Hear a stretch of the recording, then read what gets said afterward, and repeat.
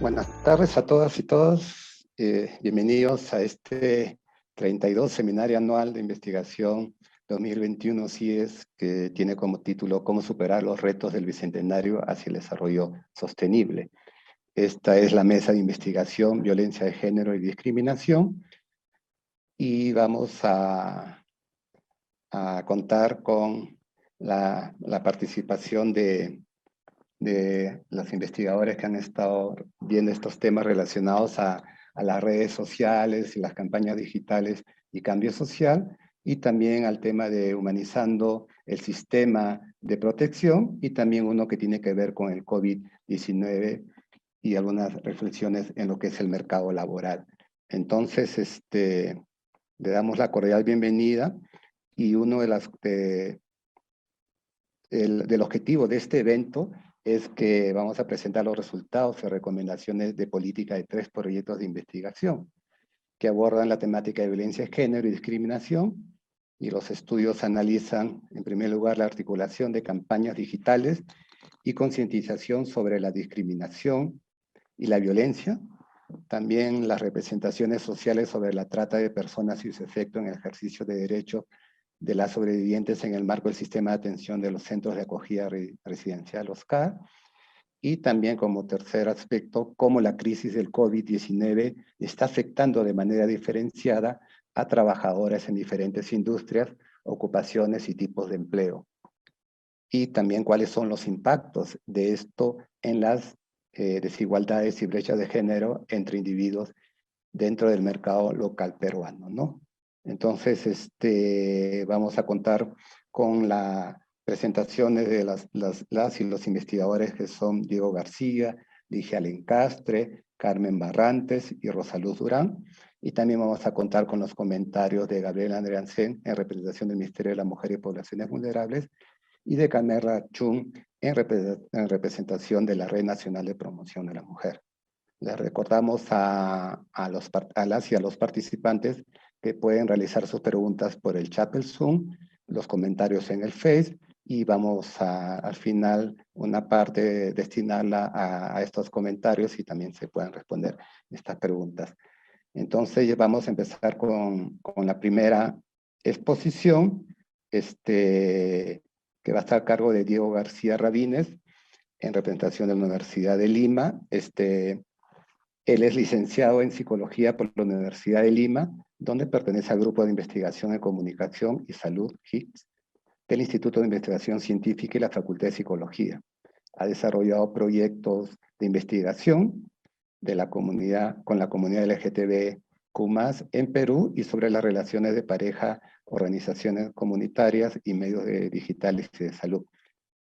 Bueno, él ya nos va a comentar un poco sobre este estudio, pero es interesante porque en este estudio se explora, ¿no?, cómo se articulan las campañas digitales de concientización sobre la discriminación y la violencia, tomando en cuenta el contenido discursivo de los mensajes que están ahí en el Facebook. Entonces, todos los expositores tienen 20 minutos, le vamos a avisar faltando 5 minutos. Entonces, Diego, tienes 20 minutos, te aviso faltando 5 minutos y ya puedes proyectar tu presentación. Muchas gracias.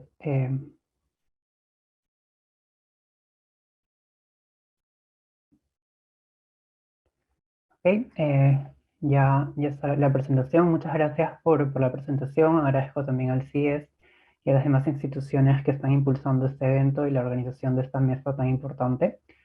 Nuestra investigación se tituló Redes sociales, campañas digitales y cambio social, una aproximación crítica al discurso y las respuestas a 2 campañas de concientización sobre la discriminación y la violencia. Y como comentaron, fue realizada dentro del Grupo de Investigación en Comunicación y Salud, por quien les habla, además de Lucila Rosas y Peter Buse, quien es el responsable del grupo de investigación. En cuanto a la agenda del día de hoy, voy a iniciar planteando la problemática actual que nos llevó a estudiar este problema social. Luego voy a presentar los objetivos del estudio. Voy a dar algunas notas muy generales sobre la metodología que nos permitió alcanzar estos objetivos, para luego presentar los resultados y las recomendaciones de política que se derivan del estudio. Entonces, me gustaría iniciar planteando un panorama muy general de la discriminación en el Perú. Como sabemos, este es un problema estructural que ocasiona el menoscabo de derechos, oportunidades y condiciones de vida de las personas. Categorías como la raza o etnia, el género, el nivel socioeconómico o la sexualidad construyen diferencias que marcan a algunos grupos sociales y habilitan un tratamiento diferencial. Un grupo social que en gran parte se ve afectado por la discriminación es la comunidad LGBT+. Por ejemplo, de acuerdo a la segunda encuesta nacional de derechos humanos que se elaboró en el 2019, esta población es percibida como la más discriminada en el país. Asimismo, las categorías étnicas y raciales también construyen diferencias que estructuran distintas experiencias de discriminación. A pesar de que el Perú es un país con una gran diversidad étnica y racial, el 31% de los peruanos refiere haber sido discriminado, siendo el principal motivo el color de piel, seguido por el nivel de ingresos, la forma de hablar y la vestimenta. Estas últimas categorías se emplean para demarcar jerarquías raciales. Asimismo, las mujeres también constituyen un grupo social vulnerable a la discriminación en la sociedad peruana. Por ejemplo, se ha encontrado que el principal derecho que no se respeta es el recibir un trato digno y no ser discriminada, seguido por el derecho al trabajo y el salario digno. No obstante, resulta importante resaltar que estas categorías se entrecruzan en las experiencias de discriminación de las personas, en el sentido que un individuo puede verse afectado o afectada en un mismo contexto por más de un eje de discriminación.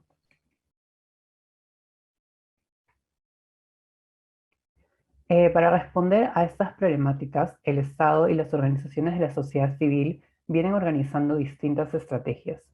Una de estas son las campañas de marketing social, las cuales buscan concientizar a la población sobre la discriminación y la violencia hacia ciertos grupos sociales. No obstante, la literatura sobre este tema es escasa y está principalmente situada en el norte global. Los pocos estudios que hay revelan ciertas limitaciones relacionadas al mensaje de las campañas, como la falta de continuidad de estas iniciativas a través del tiempo, la representación sesgada de ciertas poblaciones y problemáticas, la prevalencia de algunos temas con relevancia actual sobre otros menos visibles, y el impacto moderado o condicionado que tienen en determinados grupos poblacionales. Asimismo, el conocimiento sobre cómo los usuarios de redes sociales responden a estas campañas es también escaso. Los pocos estudios que hay apuntan que, si bien estas campañas pueden generar discusiones en torno a las temáticas de la discriminación, estas discusiones están marcadas por la confusión, la crítica y el desacuerdo con respecto al mensaje central de la campaña.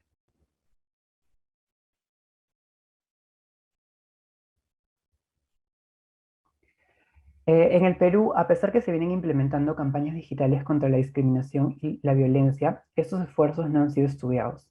Tampoco se han estudiado las respuestas que generan los usuarios de redes sociales ante estas campañas. Por ese motivo es que planteamos como objetivo principal explorar cómo se articulan las campañas, microacciones para grandes derechos, impulsada principalmente por el Estado, y educación con igualdad, impulsada principalmente por organizaciones de la sociedad civil, tomando en cuenta el contenido discursivo del mensaje diseminado a través de la red social Facebook y las respuestas de los usuarios de esta plataforma. Planteamos como objetivos específicos analizar el discurso utilizado por el Estado y la sociedad civil sobre los distintos tipos de discriminación y violencia en las dos campañas y analizar temáticamente las respuestas de los usuarios de redes sociales al mensaje de las campañas para identificar las discusiones y opiniones que surgen al respecto. Los objetivos de este estudio plantean un análisis centrado en el lenguaje, puesto que este permite revelar los marcos discursivos desde donde los mensajes de las campañas de redes sociales y los comentarios que responden a las mismas se enuncian. Por tanto, se empleó una metodología cualitativa basada en dos técnicas de análisis: el análisis discursivo del contenido de los mensajes y el análisis temático de contenido cualitativo de los comentarios de redes sociales en respuesta a las campañas. Asimismo, se seleccionaron dos campañas, como mencioné hace un momento: Microacciones para Grandes Derechos, la cual fue impulsada por el Ministerio de Justicia y Derechos Humanos, en colaboración de otras instituciones como el Fondo Poblacional de las Naciones Unidas, ONU-SIDA y la CONACOT. Y asimismo seleccionamos la campaña Educación con Igualdad, la cual fue impulsada por PROMSEX, Amnistía Internacional y MANTOC. Luego procedimos a elegir 6 spots en total, 3 de cada campaña, en los que se presentaron ciertas temáticas que guardaban similitudes. Estos fueron el racismo no da risa, la transfobia no da risa y el sexismo no da risa, que pertenecen a la campaña de microacciones y que fue lanzada en el 2019. Y asimismo elegimos 3 spots de la campaña de Educación con Igualdad. Estos fueron protagonizados por Jimena Lindo, Ricardo Morán y Magali Solier, y esta campaña fue lanzada en el año 2017. Acá se pueden observar capturas de los spots. En el caso de la campaña Microacciones, estos fueron representaciones hechas por actores en las cuales se escenificaban ciertas experiencias de discriminación basadas en la raza, el género o la identidad de género, mientras que la campaña Educación con Igualdad presentaba a personajes del mundo de la cultura y el entretenimiento peruanos, los cuales narraban sus experiencias de discriminación vividas en sus años escolares, con el objetivo de impulsar el nuevo currículo escolar, ¿no? El cual tenía como objetivo erradicar la discriminación en la escuela.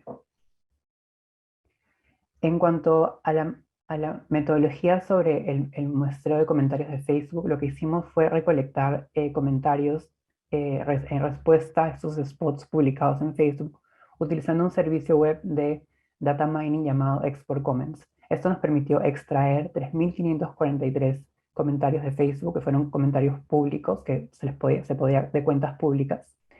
Y luego utilizamos una técnica de muestreo deliberado siguiendo un criterio de pertinencia, en el sentido que nos quedamos solamente con aquellos comentarios textuales cuyo propósito principal fuera expresar una opinión sobre la campaña, sobre el spot en particular o sobre las temáticas directamente relacionadas a las campañas.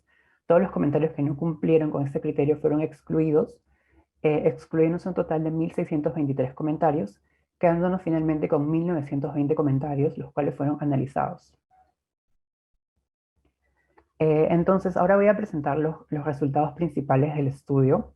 En primer lugar, en cuanto al análisis discursivo, encontramos que las campañas construyeron un discurso en torno a la discriminación y la violencia parcialmente alineado con una visión estructural de estas problemáticas. Por ejemplo, en la campaña Microacciones para Grandes Derechos, se muestra cómo las instancias de sexismo, racismo o transfobia representadas se conectan con discursos que circulan en los medios de comunicación y que normalizan estas prácticas. No obstante, también identificamos ciertos problemas en el modo en que los spots representan la discriminación en estas campañas, los cuales podrían limitar el alcance del mensaje y el potencial de este como catalizador del cambio social. En primer lugar, encontramos que los mensajes no consiguen representar ni problematizar cómo la discriminación basada en la raza o en el género se entrecruza con otros ejes de discriminación. Como resultado, se oscurecen las condiciones estructurales que habilitan o constriñen la agencia. Una muestra de esto es el caso de los spots protagonizados por Jimena Lindo y Ricardo Morán para la campaña Educación con Igualdad, en los que se narra la discriminación que sufrieron en la escuela. No obstante, sus privilegios raciales y de clase no se reconocen, lo que termina por uniformizar sus experiencias con otras de discriminación y violencia en las que la raza y clase sí contribuyen a agregar capas de discriminación. Por otro lado, en cuanto al análisis temático de los comentarios de redes sociales, se encontró un patrón presente en ambos casos estudiados de discursos homotransfóbicos que buscaban excluir a las personas de la diversidad sexogenérica de la participación ciudadana, el reconocimiento del Estado e incluso del estatus de ser humano. Por estas razones, las campañas que el Estado u organizaciones de la sociedad civil lleven a cabo para darles reconocimiento a estas personas podrían tener una legitimidad precaria. Volviendo al análisis discursivo, encontramos que los mensajes proponen formas individualizadas de participación ciudadana ante estas problemáticas en desmedro de soluciones orientadas al colectivo. Por ejemplo, en la campaña Microacciones para Grandes Derechos, se propone como solución el desaprender ideas que normalizan la discriminación, lo que reubica el problema de lo social, o sea, su origen, a lo individual y psicológico, los sujetos que han aprendido mal. Por tanto, la responsabilidad de desaprender los marcos discursivos que reproducen la discriminación se torna finalmente un asunto de responsabilidad individual. De una forma análoga, se podría decir, encontramos que los usuarios de redes sociales propusieron ciertas soluciones ante estas problemáticas que, si bien no se alinearon a las mismas soluciones o formas de participación ciudadana que sugieren los mensajes, Estos estuvieron a su vez enraizadas en un modelo de responsabilidad altamente individualizado.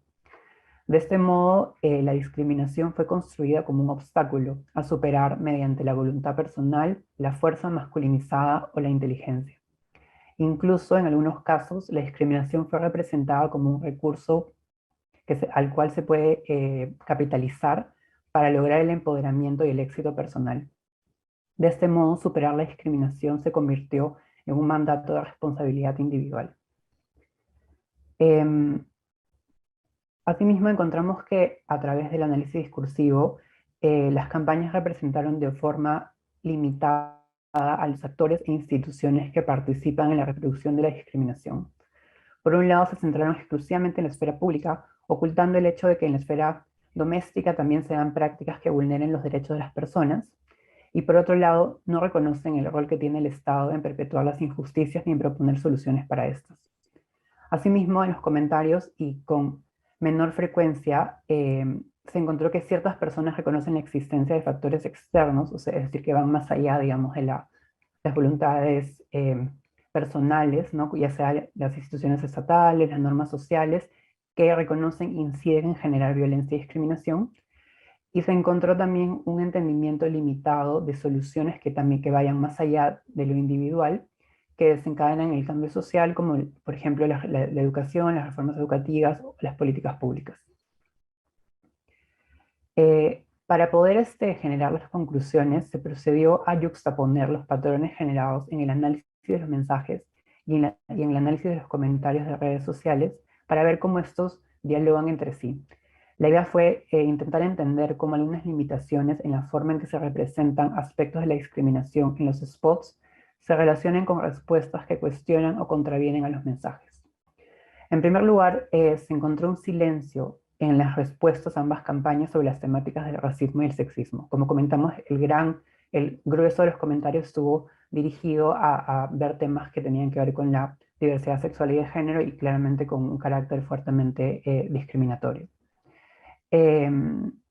Esto podría haber estado relacionado con que la discriminación racial y de género fue representada de una manera simplificada en los mensajes, lo cual podría estar contribuyendo a que estos problemas sociales se naturalicen.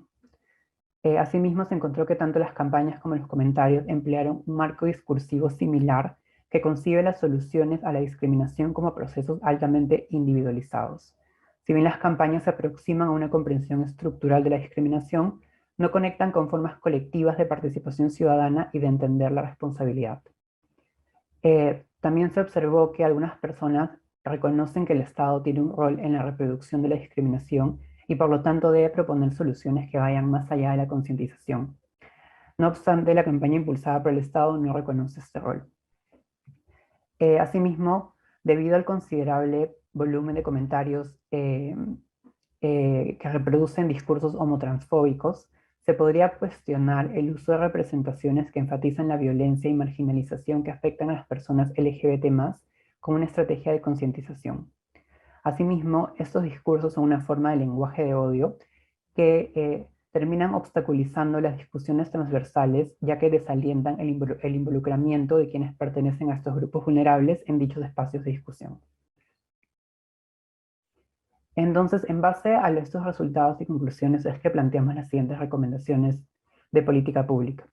En primer lugar, lo que proponemos es impulsar proyectos de investigación que generen soluciones basadas en la evidencia para lidiar con la discriminación y la violencia, con énfasis en la violencia de género y la violencia que afecta a la diversidad sexual y de género. Esto viendo que hemos encontrado bastantes vacíos en el conocimiento sobre estas temáticas en el Perú y por lo tanto hemos propuesto una breve agenda de investigación con ciertos retos y prioridades específicas que involucran tanto estudios con metodologías cualitativas y cuantitativas. Esto se alinea a lo planteado por el Plan Nacional de Derechos Humanos y el Plan Nacional contra la Violencia de Género, y la idea sería que involucre tanto la participación de actores del Estado, de centros de educación superior, así como organizaciones de la sociedad civil. Asimismo, planteamos desarrollar guías, actividades de formación, estrategias y planes comunicacionales con enfoque de género y afirmativos de la diversidad sexual.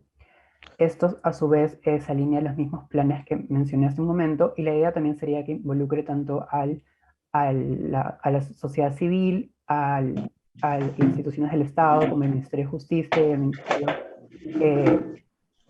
y el MIMP, y asimismo a profesionales de la comunicación que puedan aportar al desarrollo de estos planes. Asimismo, también planteamos instalar mecanismos sustantivos de promoción y apoyo para garantizar el ejercicio y reconocimiento de los derechos de las personas LGBT+. Esto basándonos en la idea que si bien la concientización y la representación es importante, esta no es suficiente para alcanzar que se erradique la discriminación hacia estas poblaciones, por lo que también es necesario que se hagan estos cambios para asegurar que este problema se erradique con el tiempo. Y esto, bueno, se alinea con el Plan Nacional de Derechos Humanos, y la idea sería que se incorpore el input de las organizaciones, los colectivos y los grupos LGBT+ al momento de diseñar estas políticas e implementarlas. Y por último, lo que planteamos son recomendaciones centradas en el tema del lenguaje de odio que se expresa en los espacios digitales, y para esto planteamos dos recomendaciones. Primero, desarrollar protocolos y manuales para la moderación y activación de comunidades digitales que se puedan incluir como parte de cualquier estrategia de comunicación que busque concientizar sobre la discriminación y la violencia, así como implementar estrategias de monitoreo del uso del lenguaje de odio en redes sociales y desarrollar contenidos educativos sobre sus consecuencias. Si bien no existe una política pública que incorpore el tema del lenguaje de odio en sí mismo, en el Código Penal actual sí se incluye que la discriminación que es considerada como un delito, incluyendo aquella que se da en espacios digitales. Y para esto sería importante contar con organizaciones de la sociedad civil, centros de educación superior, investigadores e investigadoras expertos en comunicación y medios digitales, así como instituciones del Estado. Y bueno, con esta última recomendación es que termina esta presentación. Muchas gracias.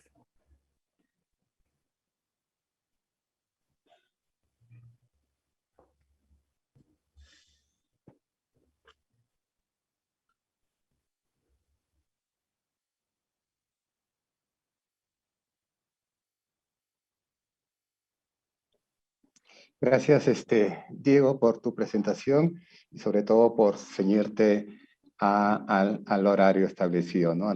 Ahora, después ya vamos a ver lo relacionado a las preguntas, los comentarios, ¿no? Y ahora nos toca presentar la siguiente investigación que tiene como título Humanizando el sistema de protección del discurso político, la defensa de los derechos humanos de los sobrevivientes, ¿no? Quienes van a presentar esta investigación, los resultados de esta investigación son Carmen Barrantes y Ligia Alencastre, ¿no? Carmen Barrantes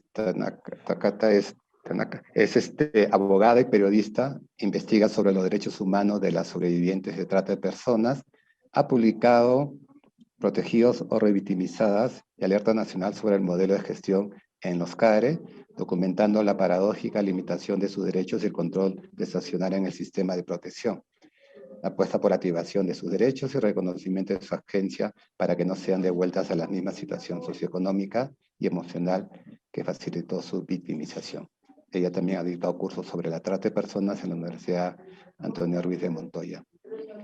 Ligia Alencastre Medrano es antropóloga, especialidad en educación rural comunitaria intercultural en diferentes regiones de los Andes peruanos. Es investigadora sobre la situación de la mujer, con énfasis en las distintas formas de violencia de género que las afecta. Tiene estudios etnográficos sobre cambio climático y activista en procesos de conservación regional y defensora de los derechos humanos. Entonces, también tiene 20 minutos. Tengo entendido que Ligia va a presentar un poco todo lo relacionado a la metodología de investigación y Carmen Barrantes los resultados. Entonces, tiene 20 minutos. Adelante, por favor. Muchas gracias, Jorge. Voy a compartir el PPT. Ligia, por favor, ¿podrías prender tu cámara? Voy a compartir el PPT. ¿Se ve?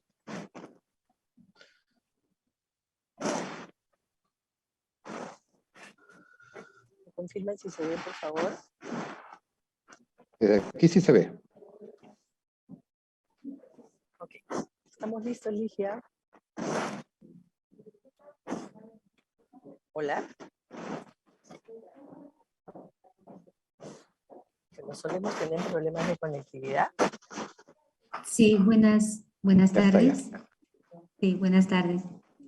Agradecer al CIES por la oportunidad que nos da para desarrollar esta investigación que realmente fue sumamente significativa para cada una de nosotras que somos parte de este equipo de investigación. Está Rosario Salazar, que seguramente nos está escuchando, igualmente Claudia Farfán, está también la compañera que nos ha ido acompañando, Luciana, ¿no? Que agradecemos a ellas y al CIES por este trabajo y evidentemente al Centro Bartolomé de las Casas. Es una muy buena experiencia la que hemos vivido en estos meses. ¿Podrías continuar, Carmen? El objetivo que planteamos para... ¿Aló? ¿Se escucha, por favor? Sí se escucha, Ligia. Así, nos planteamos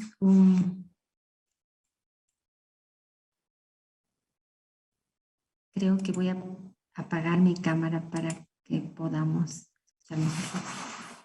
Sí,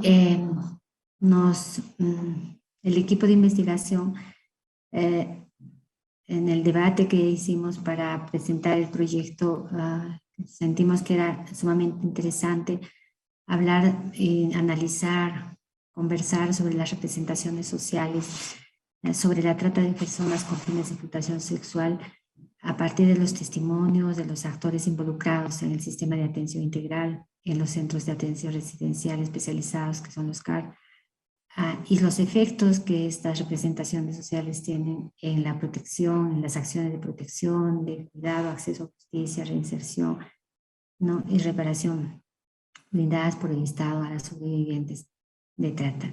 Este fue el objetivo central que nos planteamos y esta fue la guía que tuvimos en todo el tiempo de la investigación, ¿no? Asimismo, planteamos objetivos específicos que eran analizar las representaciones sociales de los servidores de los centros residenciales especializados, que son los CAR, en relación al delito de la trata.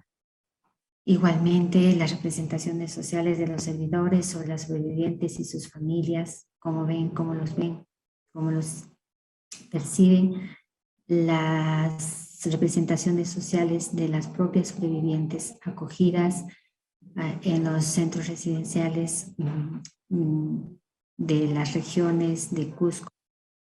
Dicho sea de paso, señalar que esta investigación la hemos enmarcado en este territorio, ¿no? De Cusco, Puno, Apurímac, siendo un territorio con mucha presencia de trata de personas por las distintas acciones económicas ligadas a la minería formal o informal que se desarrolla.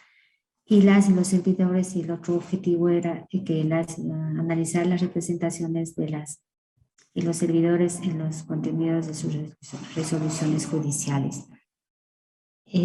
Estos fueron los objetivos que han guiado la investigación. Podemos pasar a la siguiente, Carmen.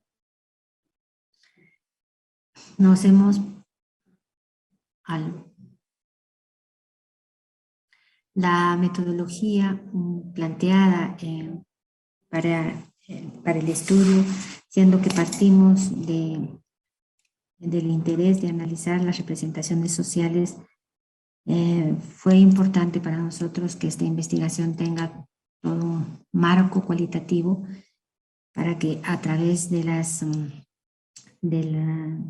relaciones, de los diálogos que establezcamos, podamos profundizar en las dimensiones subjetivas de las y los involucrados en esta problemática, ¿no? En esa mirada de la metodología hicimos 38 entrevistas a profundidad. 8 entrevistas fueron desarrolladas con sobrevivientes, jóvenes a las que agradezco profundamente por el tiempo, por su narrativa, por el diálogo establecido con nosotras. Y debido al COVID tampoco pudimos hacerlo en los centros residenciales, sino fueron con las jóvenes que en algún momento estuvieron internadas en estos centros residenciales, ¿no? Entonces nuestra mirada se centró en las sobrevivientes que estaban externadas, que habían salido, egresado ya de las casas de acogida. Y eso también nos ayudó mucho a entender los efectos que sobre ellas, los cambios en sus vidas a partir de este espacio de tiempo que han estado en las casas de acogida. También tuvimos la oportunidad con muchas gestiones realizadas para poder tener unas entrevistas muy cortas con 3 sobrevivientes que están internadas todavía en estos centros de acogida, y con ellas nuestro diálogo se centró más bien en esta mirada de cómo estaban ellas en este momento en estos centros de acogida residencial. Y en cambio, en el caso de las sobrevivientes fue un diálogo mucho más extenso, mucho más profundo en relación a su historia casi de vida, ¿no? Igualmente tuvimos entrevistas con los servidores de los sistemas de atención integral de justicia. Tuvimos 25 entrevistas desarrolladas en los 3 ámbitos de intervención, de desarrollo de la investigación. Entrevistamos a los servidores de la unidad especializada, los centros de emergencia mujer, de abogados de oficio, la UPE, las personas que están directamente en los centros de acogida. También tuvimos la oportunidad de entrevistar a la Iglesia, a la Defensoría del Pueblo, al Poder Judicial, a la Fiscalía, a la Policía Nacional del Perú. Entrevistas desarrolladas en relación a una guía que nos ha permitido lograr esto, ¿no?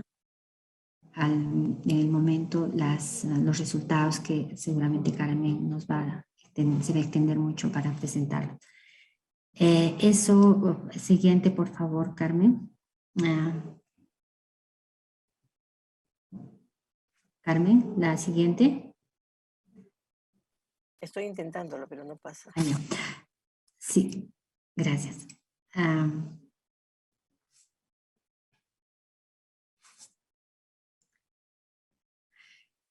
Partimos de la hipótesis, ¿no?, de que las representaciones sociales sobre la trata de personas con fines de explotación sexual influyen en el detrimento del ejercicio de los derechos de las sobrevivientes de trata. Sobre los CARES, sobre el rol del Estado y sobre las sobrevivientes, sus familias, ¿no?, particularmente, ¿no?, las representaciones sociales sobre la trata de personas con fines de explotación sexual son construcciones arquetípicas, estereotipos de género, raza, situación social y económica, implícitas en los servicios sociales y en la aplicación de las políticas públicas, ¿no?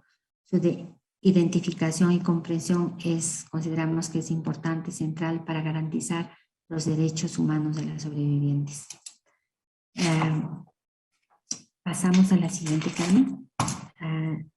Sí, y señalar que la relevancia que consideramos de esta investigación para el ejercicio de los derechos humanos de las sobrevivientes tiene que tener cambios significativos, ¿no? Y como dice la ONU, en 2 sentidos: cambiar el enfoque actual de lucha contra la trata y priorizar los enjuiciamientos de los tratantes sobre el apoyo a la inclusión de las víctimas. Es algo que tenemos que cambiar y es a eso que apunta la investigación y las recomendaciones.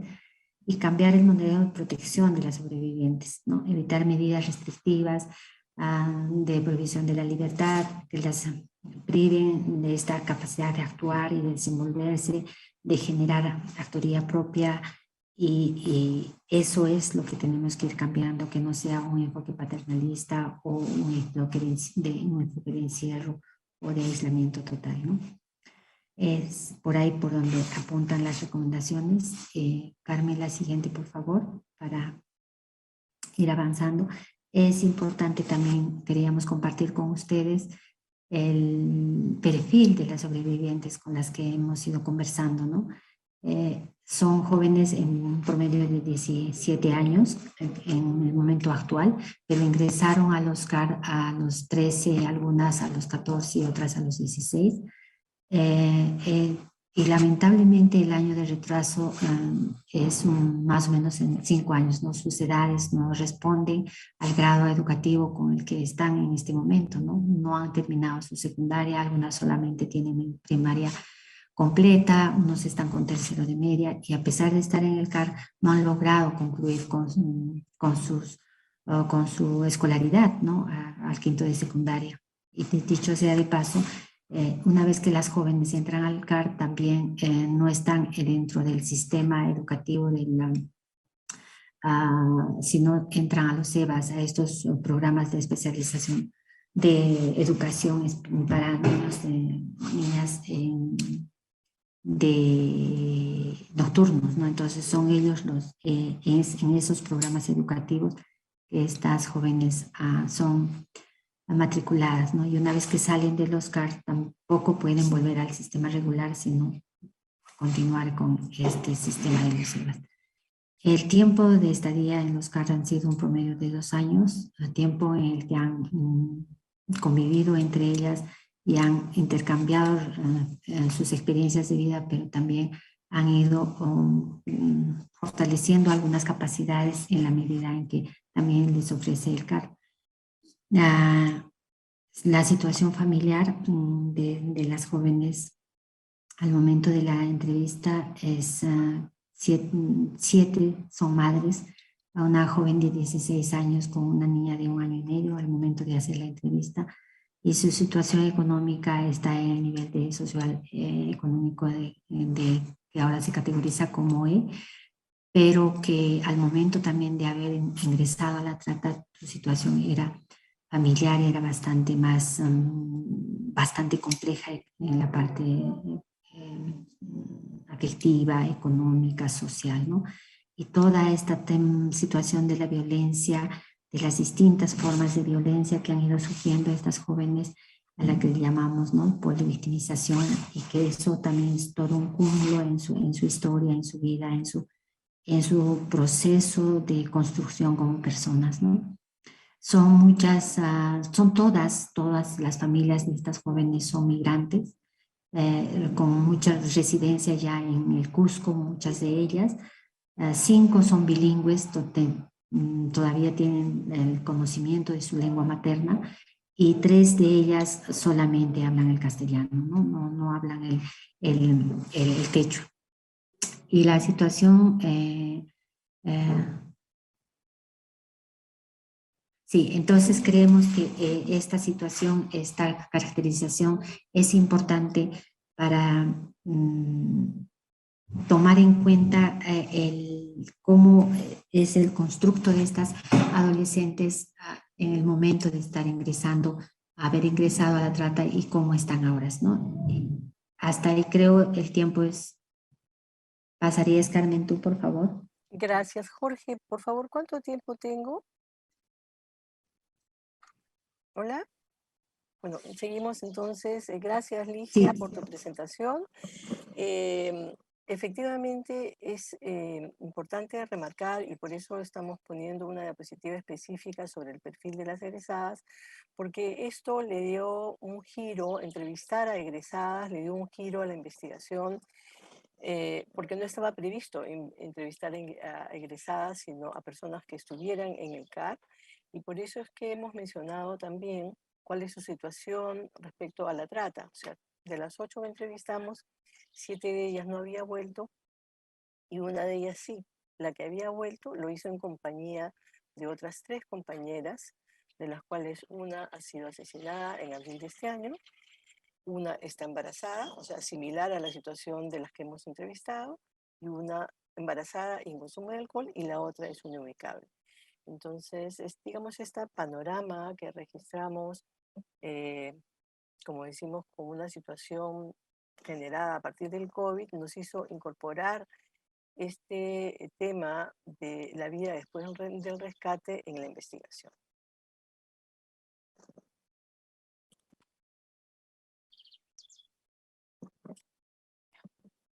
Tengo alguna dificultad para que pase la diapositiva, pero bueno. Entre los principales resultados, creo que está primero definiendo qué son las representaciones sociales, un constructo social complejo que, en el que decíamos nosotros, como vieron en las hipótesis, que influyen en los procesos de rescate, o sea, en los procesos de atención, de reinserción y de administración de justicia. Influye en cómo estos servidores van a tratar y tomar decisiones respecto a las sobrevivientes, ¿no? Y se desarrollan en función de los estereotipos de género que tengan, si comprenden o no las brechas de igualdad o desigualdad que existan, si las conocen, si conocen o no la legislación y qué es lo que de ella han aprendido, si conocen las políticas públicas y además también están influidos por sus condiciones de gestión, por si tienen o no presupuesto suficiente o insuficiente, por el tipo de contrato que tienen, la incertidumbre laboral, sus salarios bajos, y por condiciones de gestión también para atender a las víctimas, las sobrevivientes, que en este caso pues son sobrevivientes rurales, que viven en zonas remotas, en zonas de difícil acceso en términos de viales, ¿no? Uno de los resultados clarísimos es que existen elementos comunes, marcos simbólicos comunes entre los servidores. Uno de ellos ya mencionados, que es el estereotipos de género arraigados en la mentalidad de la sociedad. Esta investigación, como saben, es de trata con fines de explotación sexual en menores de edad, y este estereotipo es el que de alguna manera la hace caminar, ¿no? Que los hombres necesitan sexo, que esto sabemos es parte de la construcción de su masculinidad, y las mujeres deben servir a ese fin, a que ellos tengan sexo y a que puedan alardear del mismo, ¿no?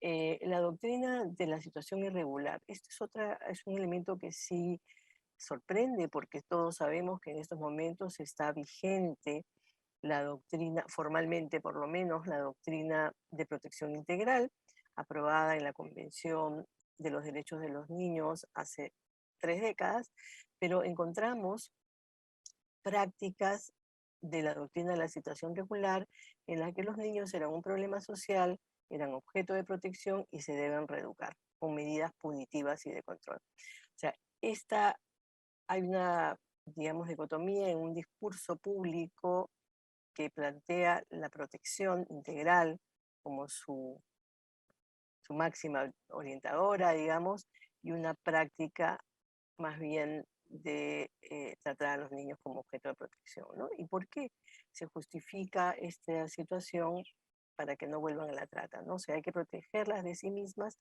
porque ellas cuando ingresan a los CARE tienen una reacción de fugarse de los mismos, de volver a su lugar de explotación, ¿no? Entonces, acá decimos que hay un traslado parcial de la responsabilidad en ellas, que lo vamos a desarrollar en las siguientes láminas. Entonces vemos que en relación a cómo representan los distintos actores que hemos entrevistado el sistema de protección integral, específicamente cómo representan el CARE. Para los servidores del el CARE les da estabilidad y protección. Eso es unánime y esa es la mirada que tiene. Pero para los sobrevivientes, el CARE es un espacio de encierro e incomunicación. Y se produce una resistencia que se expresa en fugas, lesiones y en una situación crítica de tensión, por lo menos en los 3 primeros meses, entre 2 y 3 primeros meses en que se les aplican las medidas ya mencionadas por mi compañera, que son de incomunicación con sus familiares y de no poder movilizarse fuera del centro de protección si no están acompañadas, ¿no? Y los servidores que no son de los CARES dicen que se dan las dos cosas. Sí perciben que hay un sistema de protección, pero también que ese espacio también es de revictimización. Allí estas ideas contrapuestas se sustentan, como señalaba, en defenderlas de su decisión de volver al lugar de explotación sexual. Y se convierten, nos preguntamos si estas son la verdad, la única razón por la que ellas quieran volver. Para el sistema, en principio sí, incluso se habla de que la fuga se produce porque ella tiene el síndrome de Estocolmo, ¿no? Y que ella está dependiente de su tratante. Sin embargo, allí nos parece interesante reflexionar y notar que no existe en los estudios con profundidad el análisis de cuáles son estas razones que las hacen volver, ¿no? Y no existe entonces en profundidad, existe alguna mención, sí, pero de esta causalidad, digamos, ¿cuál es la relación que existe entre el retorno y las expectativas de las víctimas, o en todo caso de querer fugarse de ese CARE, ¿no? Y decíamos que notamos una ausencia de un balance de las ganancias y pérdidas que tengan las sobrevivientes cuando están en el CARE en relación a cuando están en la situación de explotación sexual. Por otro lado, en relación a la familia, vemos que también hay miradas contrapuestas, pero no de los distintos actores, sino en este caso, miradas contrapuestas del mismo actor sobre el sujeto, ¿no? Por ejemplo, cuando se analiza la familia, se comenta la familia, al analizar el por qué ingresa la niña a la trata, bueno, se le responsabiliza de que en realidad es por la incapacidad de cuidado de la familia, no la puede proteger a la niña, ellos son responsables o directos o indirectos de la victimización. Esto cuando se analiza, digamos, la situación de la víctima. Pero cuando la víctima va a ser egresada, ya la mirada de la misma familia es otra. Entonces se reflexiona sobre que esta familia es indispensable para ella y debe cuidarla y va a ser capaz de lidiar con todo lo que no pudo antes, ¿no? Que es lidiar con la exclusión, con la pobreza y con la inseguridad, ¿no? Porque a la sobreviviente se le reinserta a la misma familia que la desprotegió, o sea, a esa familia que inicialmente fue sindicada como responsable. Luego analizamos cuáles son las representaciones en torno a la pobreza en relación a si se considera o no factor causal, si tiene peso o no en el ingreso de las adolescentes a la trata, ¿no? Entonces ahí vemos que para los servidores la pobreza es un factor secundario de vulnerabilidad. Hay pues esta reflexión de que si fuera que la pobreza es causal, pues todas las niñas pobres serían víctimas de trata, ¿no? Sin embargo, no se hace la reflexión, digamos, de que en este caso las niñas pobres sí pueden tener como factor causal ingresar a la trata. Em, Aquí lo que estábamos señalando nosotros es que cuando se interpreta como un factor secundario de vulnerabilidad y se traslada la responsabilidad a la familia, ese traslado de responsabilidad que lo hemos encontrado a lo largo de todas las representaciones sociales, que no es solamente a la familia, sino también incluso se le traslada la responsabilidad de lo que ha sucedido, comillas, porque no se menciona el tema de explotación sexual, se le traslada a la familia por no ser buena proveedora. Así se despolitiza la cuestión social y la desigualdad, la pobreza y la exclusión pierden su condición estructural e histórica y se reduce la responsabilidad del Estado social. Luego, los servidores vemos que por omisión, o sea, hay un silencio respecto a relacionar qué significó, qué disparó y en qué situación es que se captó a la niña. Y, digamos, se olvida que la niña fue captada cuando trataba de insertarse en el mercado laboral buscando trabajo, que es de cada 10 personas que son captadas para la trata, en el Perú, 8 están buscando trabajo, ¿no? Entonces, no se reflexiona sobre esa relación entre inserción al mercado laboral y trata de personas y cómo esa mediación que hacen los delincuentes, los o las tratantes de alguna manera aprovecha de una condición de precariedad en el mercado laboral, ¿no? Tienes un Luego, minuto, Carmen, ¿ah? justo te estaba preguntando, porque me falta, no voy a llegar a recomendaciones. Bueno, igual lo cortamos y vemos, ¿no? Ya. Eh, eh, las representaciones en torno a la explotación sexual son muy importantes, ¿no? Porque en realidad es lo que más conmueve, lo que más impacta, es que el delito de trata sea, lo más denigrante, sea cometido a través de actos que tienen que ver con la connotación sexual, ¿no? Eh, Eso es lo indignante. Sin embargo, no se observa la misma reacción frente a que también sea laboral, ¿no? Allí hay una carga fuerte de estereotipo, de moral, ¿no? Y se expresa en la culpa que después vemos que tienen estas sobrevivientes que han pasado por el CAR, ¿no? Que han estado 2 años en un CAR. Entonces ella dice, me han dicho te estamos llevando a un hogar. Yo sabía que porque había hecho mal, que estaba mal lo que estaba haciendo antes. Primeramente, no buscar, eso cuando se le pregunta sobre las lecciones, no buscar dinero fácil al irme con esa señora y mi amiga, ¿no? Y luego hemos encontrado también cómo hay algunos elementos redentores de esa culpa y de esa carga tan fuerte, denigrante del tipo de delito, ¿no? Entonces, que se da en la maternidad. Como habrán notado, de las 8 entrevistadas, 7 eran madres y en un promedio de un año que habían salido, ¿no? Y ella dice, desde que tuve mi bebé, creo que yo senté cabeza, ¿no? Mi bebé me ha hecho madurar bastante. Eh, entonces allí nosotros sí encontramos una relación entre esa maternidad y un sentido de redención de su culpa, ¿no? Como, digamos, encuentran en la maternidad y en buscar pareja algunos elementos de una nueva identidad para salir de la trata.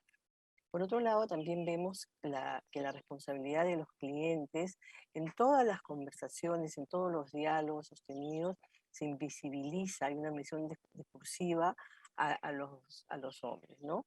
Eh, y más bien siempre se menciona, pues a ellos ni se les menciona, y más bien ellas sí son entretenidas, interrogadas, y son además, como se sabe, internadas en estos CARES, ¿no? Pero los clientes explotadores no están en el imaginario. Y luego tenemos también estas posiciones divergentes respecto, termino con esta, ¿te parece, Jorge? Ya. Sí. Entonces tenemos estas posiciones divergentes sobre la dama de compañía que, digamos, son entendidas por unos grupos como que en realidad no se da allí una explotación sexual y con otros que sí se da una explotación sexual. Y es entendido lamentablemente así, con esa diferencia en el Poder Judicial, ¿no? Entonces, allí lo que hemos notado con las análisis de 4 sentencias es que las sobrevivientes de edad son tratadas como adultas, que se prescinde del uso de la legislación sobre derechos de la infancia y que sus vulnerabilidades, eh, como por ejemplo ser madre adolescente o vivir como autonomía, no se toman como vulnerabilidades, más bien son las razones para decir cómo ellas contribuyen con su conducta, porque ellas son las que han elegido ser dama de compañía. O sea, se cambia, en lugar de evaluar la conducta de la tratante, se evalúa la conducta del adolescente, no desde la perspectiva de la vulnerabilidad, sino desde la crítica moral a cómo contribuyen ellas a ser víctimas, ¿no? A muchas de estas personas, de estas adolescentes, se les ha negado el estatus legítimo de víctima y por eso se les revictimiza. Yo creo entonces que ya los dejamos allí.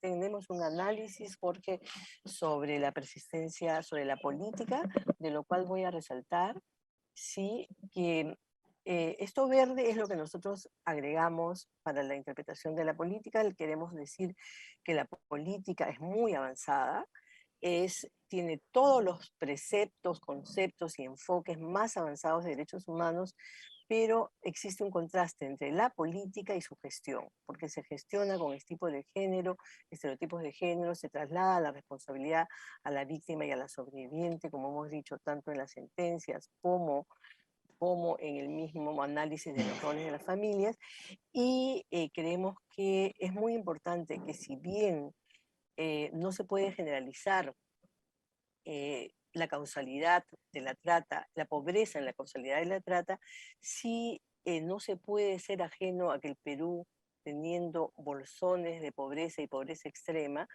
no se puede dejar de lado que la respuesta está también por el lado de atender las necesidades de estas víctimas, que son víctimas de la feminización de la pobreza, que son víctimas de las brechas de desigualdad que incluyen brechas de género, y que los programas de reinserción deben necesariamente tener un enfoque de reparación, es decir, no devolverlas a su lugar, a su condición anterior, sino de resarcirlas con los derechos que no tenían, que no podían ejercer y que buscaron de alguna manera superar ingresando al mercado laboral de manera temprana. Muchas gracias, Jorge.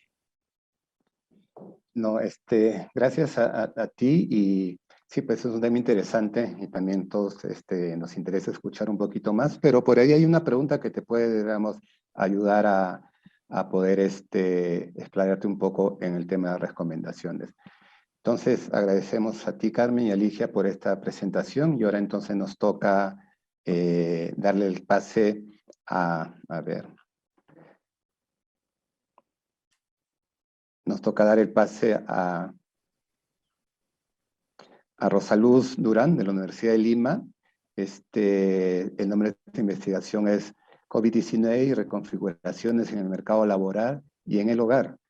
Efectos sobre la violencia doméstica contra las mujeres en el Perú.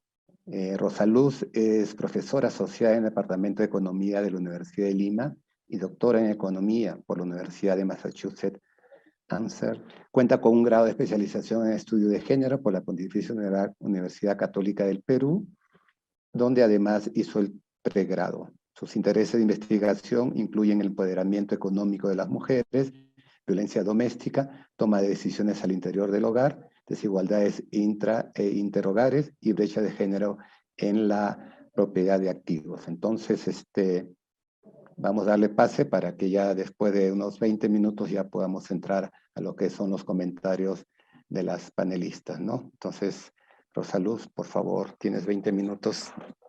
Gracias. Gracias. Buenas tardes a todos. Bueno, voy directo a la presentación entonces. Un momento para compartir pantalla. A ver. Entonces, me avisan por favor si pueden ver la pantalla completa. Esta investigación lo que busca... Ya está, ya. Gracias. La investigación busca revisar y comprender cómo las medidas tomadas hasta ahora por los gobiernos, en particular en el Perú, para lidiar con las consecuencias del COVID han afectado características laborales, individuales y de los hogares, y cómo esto a su vez ha repercutido en situaciones de violencia, tanto desde el punto de vista de mayor o menor prevalencia como de severidad. Entonces, la evidencia reciente indica que durante pandemia la violencia efectivamente ha aumentado en el mundo, pero no hay estudios, otra vez, que identifiquen o estimen de una manera cuantitativa causalidades o mecanismos para ver cómo se dan las interacciones, ¿no? No sabemos mucho acerca de cómo cambios en las características individuales afectan, otra vez, incidencia y severidad de violencia. Entonces, en la presentación de hoy voy a cubrir esos aspectos. Con respecto de contexto, por ejemplo, parto por ahí. Hay un reconocimiento ya hecho a partir de trabajos anteriores acerca de que en el Perú en particular hay una relación directa entre tener trabajo para una mujer, ¿no? Trabajar y un aumento en su riesgo de violencia. Esto básicamente tiene que ver con desafíos a roles tradicionales de género, ¿no? Que en una sociedad como la nuestra todavía son fuertes. Y entonces, evidencia encuentra que hay una mayor probabilidad de ser agredida cuando una mujer trabaja, más todavía cuando el esposo no trabaja o cuando los ingresos de ella son superiores a los de él. Entonces, esto es lo que, digamos, conocemos. Con respecto del COVID, ¿qué cosa ha pasado? En esta diapositiva, lo que ustedes ven es una representación de trimestre a trimestre. Notan el crecimiento grande de las franjas amarillas en el segundo trimestre, que fue justamente donde la pandemia estuvo más fuerte y las pérdidas de empleo fueron mayor. Y notan que la segunda columna, que es la que corresponde a mujeres, tiene una reducción mayor, ¿no? Entonces las mujeres perdieron una proporción de empleo mayor que la masculina. Y si se fijan en el tercer grupo de columnas, la recuperación que sucede en el tercer trimestre del año se da de una manera un poco más lenta para las mujeres. Hubo recuperación de ambos lados, pero las mujeres les tomó un poquito más. Entonces, esto lo pongo como contexto porque, como dije hace un rato, tenemos información acerca de cuál es la relación entre participación laboral y violencia, entre participación laboral y COVID. Y lo que quiero ver con este documento, con esta investigación, es la relación entre las tres cosas, ¿no? Entre participación laboral, violencia en contexto COVID. Y cómo, entonces, lo sucedido en participación laboral en individuos ha afectado, entonces, esta relación entre participación laboral y violencia. Entonces, las preguntas que motivan esto es, ¿qué ha pasado? ¿No? ¿Ha habido un recrudecimiento de violencia que ya existía o ha aparecido una nueva violencia donde no había? Es decir, situaciones de estrés, de encierro, de preocupaciones financieras y otras han producido que se genere una violencia nueva, ¿no? Entonces, hay varias preguntas para responder. Lo que encuentro es que en situaciones desfavorables, que en esta presentación voy a centrar básicamente en la distinción urbano-rural y quintiles de riqueza, aquellos más desfavorecidos son aquellos que también han experimentado un recrudecimiento o un empeoramiento de la situación de violencia desde varios puntos de vista. Voy a resaltar después en la metodología cuáles son los indicadores de violencia que he utilizado, etc. Entonces, para la presentación de hoy voy a utilizar solamente datos de ENDES, que es la encuesta demográfica y de salud familiar que contiene información sobre violencia. También hay información sobre participación laboral, pero es bastante básica. Considerando la extensión de tiempo y etcétera, es lo que quiero presentar hoy. Hay otro planteamiento de unir ENAJO y ENDES. Podemos conversar eso en la discusión, si les interesa conocer un poquito más sobre eso. Pero entonces, para esta presentación, la información corresponde a básicamente el módulo de violencia dentro de ENDES, que incluye mujeres de 15 a 49 años. Una cuestión tal vez previa a mencionar es los problemas que hubieron de recolección de datos durante la pandemia, ¿no? Voy a mostrar después que durante el segundo trimestre, es decir, entre abril, junio, hasta en realidad septiembre, hubo un número de casos pequeño en la recolección de información por todos los problemas que imaginamos, ¿no? Las entrevistas pasaron a ser hechas por teléfono, y en el caso de violencia hay una situación delicada de confidencialidad complicada de mantener en un teléfono, ¿no? Entonces hay información que podemos conversar después acerca de interrupciones de las parejas durante la entrevista, en fin, una serie de complicaciones. Pero de todas maneras, la información es confiable, hay cuestiones de sesgo que están controladas, etc. Entonces, la información que utilizo como variables dependientes, es decir, donde quiero ver los impactos, son estas que están aquí. Básicamente, violencia reciente, es decir, en los últimos 12 meses, la ENDES recoge también información acerca de violencia sufrida alguna vez en la vida, pero para capturar un poco más de cerca conexión con COVID, utilicé violencia reciente. El indicador es binario, sí y no, si sufrió violencia psicológica reciente o no, violencia física reciente o no, y violencia física severa. Violencia psicológica básicamente tiene que ver con ataques a conexiones con familiares, con amigos, limitaciones de movilidad, hacer problemas por dinero, molestarse por conversaciones con otros, en fin. La violencia física tiene que ver más con ataques con puño, ¿no? Patadas. La violencia física severa ya tiene que ver con amenazas y intentos de ataque con cuchillo, pistola, cosas más serias, ¿no? Quiero que esto se mantenga en cuenta para el momento de interpretar los resultados. También utilizo una variable que tiene 3 categorías y que mide violencia psicológica contra ninguna violencia y solo violencia psicológica, y luego una tercera categoría donde se consideran 2 o más violencias. Esto para capturar de alguna forma simultaneidades, ¿no? En las 3 variables iniciales, por ejemplo, de violencia psicológica sí o no, yo no sé si esa violencia psicológica además estuvo acompañada de otras violencias más, ¿no? Simplemente se sufrió o no. En la última variable que aparece en esta diapositiva sí está el indicador distinguiendo entre si la violencia psicológica fue la única experimentada versus ninguna, o 2 o más, ¿no? Cualquiera de ellas, sea psicológica, sexual, etc. No he considerado de manera independiente la violencia sexual porque el número de casos es menor, es muy pequeño y no permitió análisis para cómo lo planteé. Entonces, no voy a ir sobre los detalles de regresiones logit y probity en qué consisten, pero básicamente son metodologías que permiten hacer estimaciones de regresiones en función a las variables como están construidas. 2 análisis o 2 ejes importantes de distinción para resultados son ruralidad, es decir, si estamos en un ambiente urbano o no, y quintiles de riqueza, calculados, los he distinguido en 2 grupos, ¿no? Lo que estoy llamando más ricos y más pobres.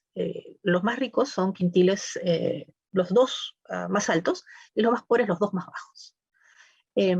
Voy a presentar también resultados para 3 grupos distintos para ver cómo ausencia o presencia de actividad laboral femenina tiene relación con violencia. El primer grupo, que es el de toda la muestra, permite mirar la decisión entre trabajar y no trabajar, y cómo esa decisión impacta los indicadores de violencia mencionados antes.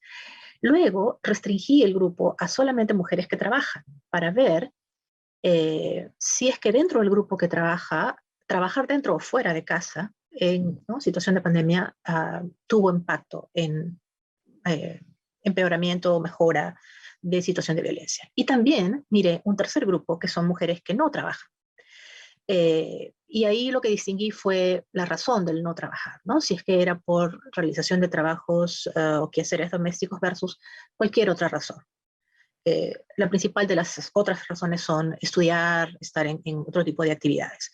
Una cosa que también es importante notar aquí es que esta data no es panel, es decir, yo no estoy siguiendo a las mismas mujeres a lo largo del año. El análisis es trimestral, ¿sí? Van a haber modificaciones a lo largo de trimestres, pero no son las mismas mujeres, son diferentes grupos. Entonces hay también una limitación que podemos conversar un poco más en la interpretación de resultados, pero de todas formas permite mirar grupos particulares que en el momento en el que estaban siendo evaluados tenían trabajo o no, etc.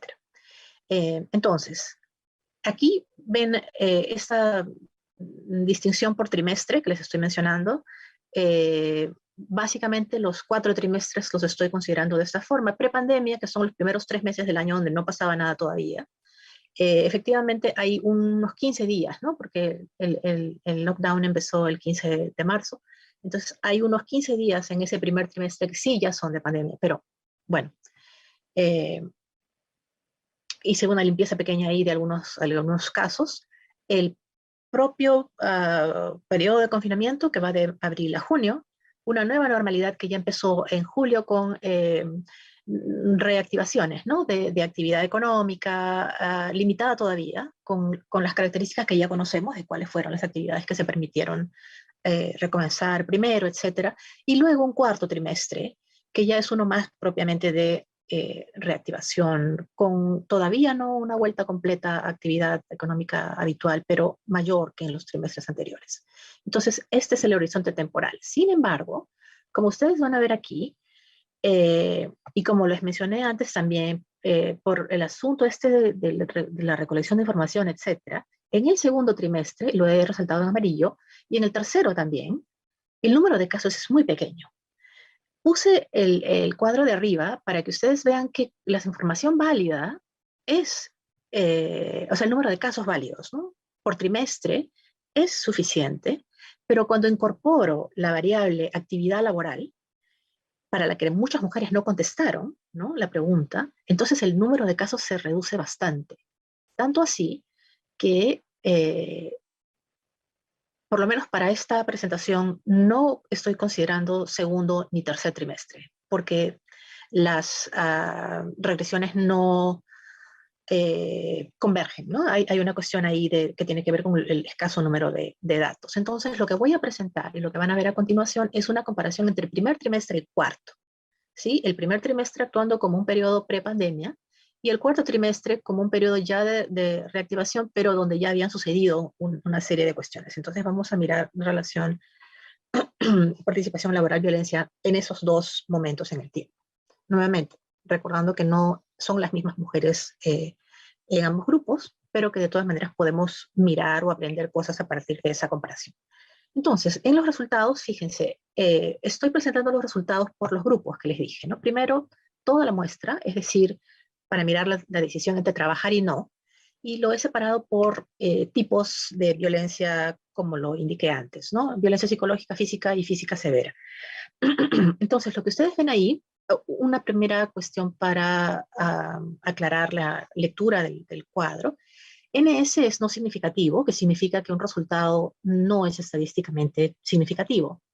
Los economistas típicamente buscamos resultados que sí lo sean, ¿no? Es decir, que el impacto de trabajar, por ejemplo, ¿no? sea determinante para una situación de violencia o no.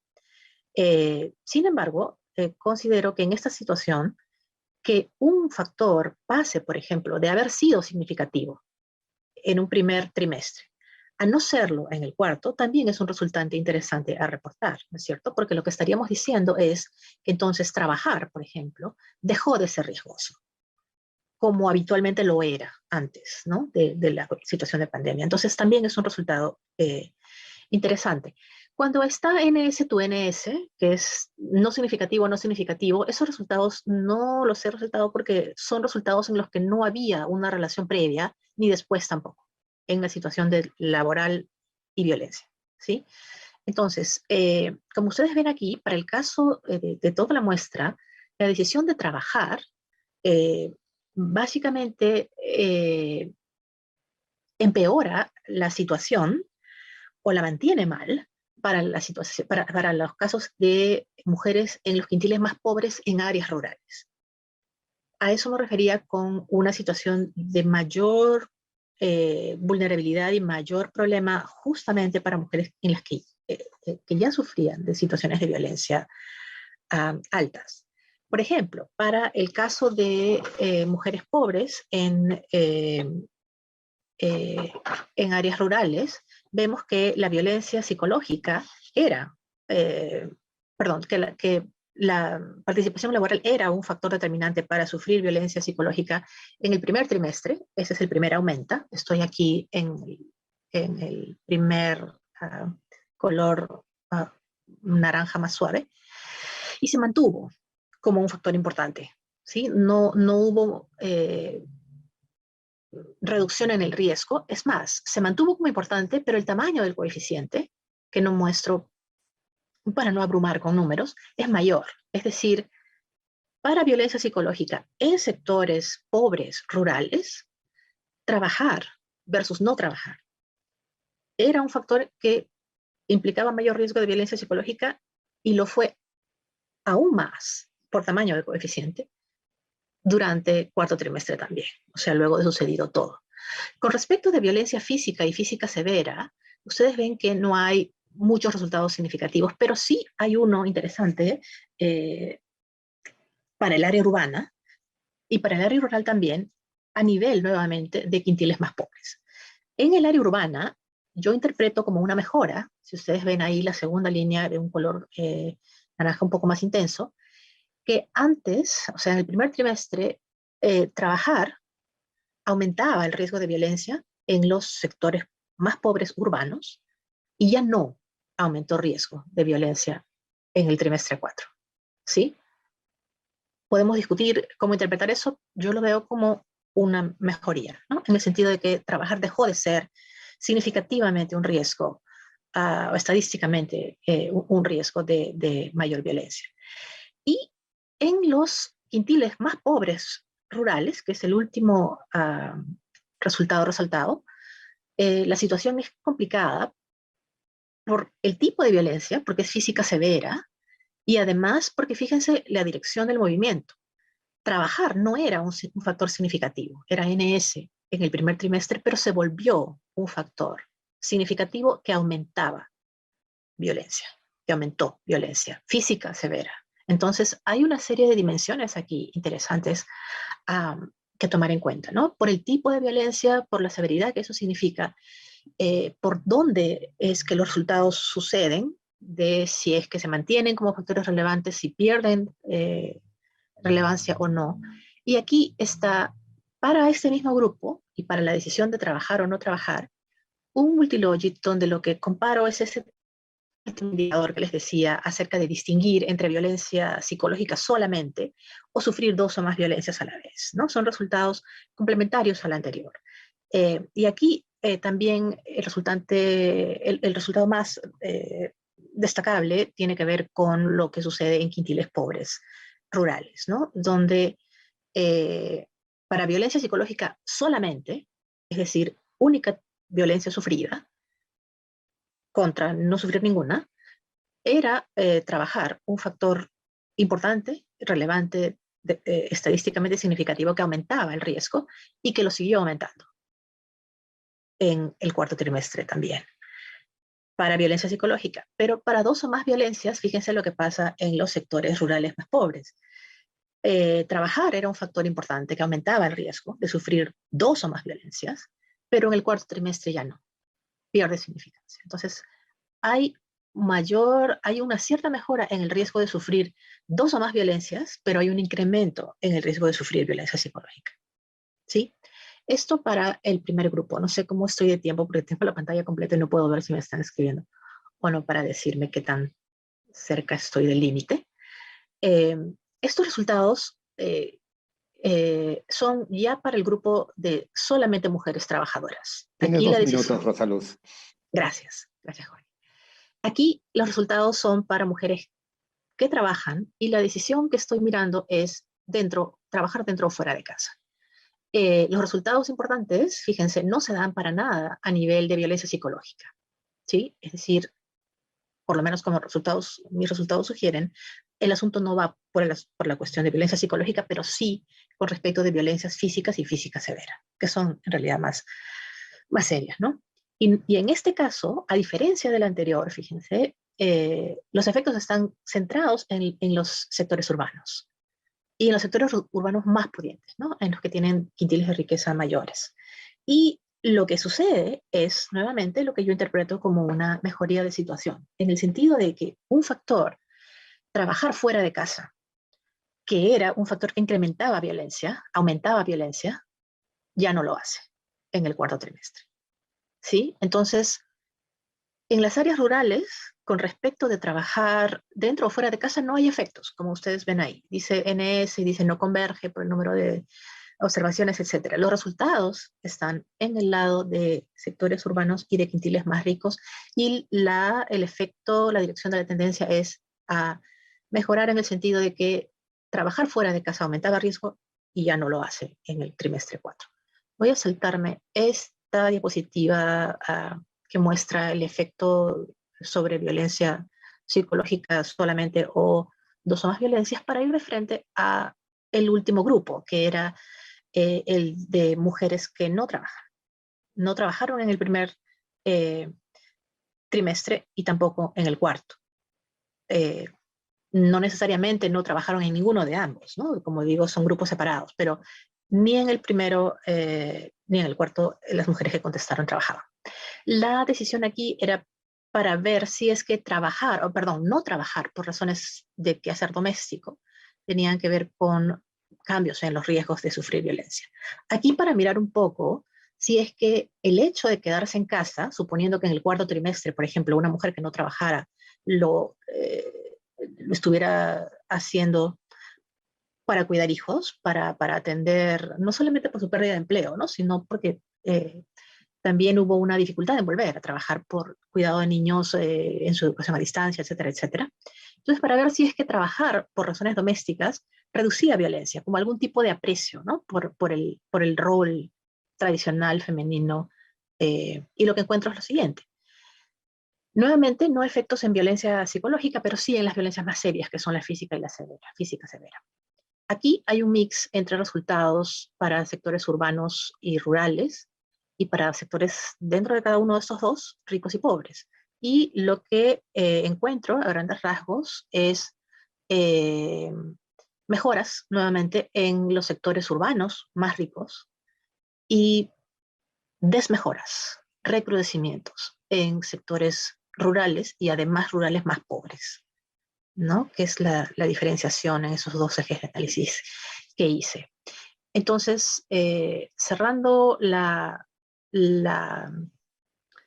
interpretación o el significado de estos hallazgos, hay mucho que hacer para romper esa relación que en algunos sectores, no en todos, ¿cierto? Pero en algunos sectores existe acerca de esta conexión entre trabajar y el riesgo el mayor riesgo de violencia.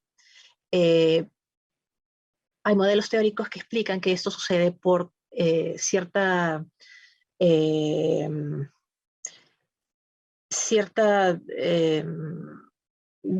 desafío a la preponderancia masculina o a la hegemonía masculina dentro de un hogar, si es que una mujer trabaja, se relaciona con otros o gana dinero, en fin, ¿no? También está el otro enfoque teórico del empoderamiento, que es que cuando una mujer trabaja, tiene mayor poder de decisión, puede abandonar a un agresor, etcétera, etcétera. Entonces, son dos propuestas teóricas que apuntan a resultados diferentes. Y en nuestro país, lo del empoderamiento parece no estar funcionando tanto como quisiéramos, ¿no? Entonces, para que sí funcione, hay que romper con esos esquemas femeninos también, masculinos y femeninos, de roles, hegemonías en hogar, etcétera, etcétera.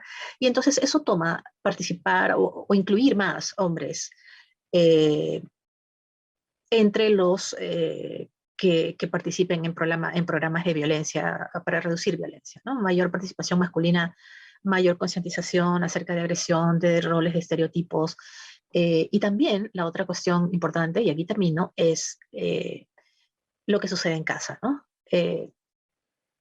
La pandemia nos ha mostrado que es posible que los roles de cuidado al interior del hogar, de niños, de ancianos, etcétera, se puede compartir. Hay un trabajo ahí pendiente para ver cómo eso ha pasado, ¿no? Y qué tanto la mayor participación masculina en quehaceres domésticos va a ser un cambio que tampoco es generalizado, ¿no? Pero el que ha sucedido se va a mantener o no cuando las cosas regresen más a la normalidad. Pero en cualquier caso, habría que también trabajar al respecto de eso, ¿no? De incluir o hacer más equitativa la división de trabajo al interior de los hogares. Todo eso pasa por campañas de concientización, varias de las cosas de las que ya mencionaron las dos, sobre todo la primera presentación de esta mañana. Listo, entonces lo dejo aquí y continuamos cualquier cosa en los comentarios. Gracias. Gracias a ti, Rosa Luz. Y sí, pues son temas interesantes. Lo malo que estamos con algunas complicaciones de tiempo, pero vamos a ver cómo nos vamos organizando, ¿no? Y ahora es el espacio de los comentarios, ¿no? Tenemos dos personas que tienen experiencia en el trabajo relacionado a lo que es el enfoque de género. Entonces, la primera persona que nos va a comentar es Gabriela Janssen. Ella en la actualidad es asesora del Ministerio de la Mujer y Poblaciones Vulnerables. Ella es máster en estudio de género y desarrollo, con experiencia como investigadora en participación social y política, autonomía económica y gestión de proyectos en salud sexual y reproductiva de la mujer. También tiene experiencia en gestión pública en temas de igualdad de género y electorales y es profesora de nivel universitario. Gabriela, tienes 10 minutos, si es un poquito menos, no importa, pero no te pases los 10 minutos. Gracias, Gabriela.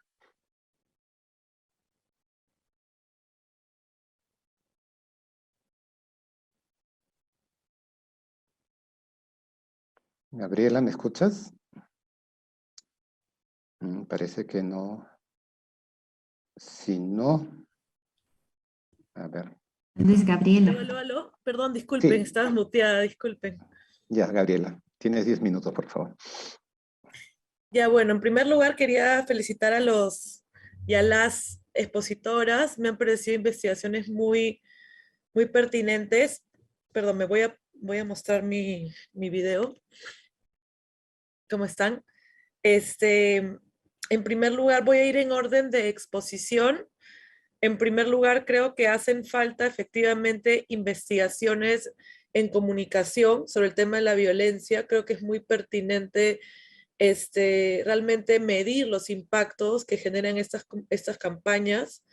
Y entonces, bueno, en general creo que lo primero que podría decir es que felicito y celebro la investigación en los temas de género, ¿no? Porque justamente ahora también está un evento de alcaldesas y realmente necesitamos mucha más investigación en nuestro país. Sabemos que en muchos temas, pero bueno, el tema que le interesa al ministerio y que le interesa en general a quienes nos interesa el enfoque de género, pues es ese tipo de investigaciones en temas relevantes como los que se han planteado el día de hoy, ¿no?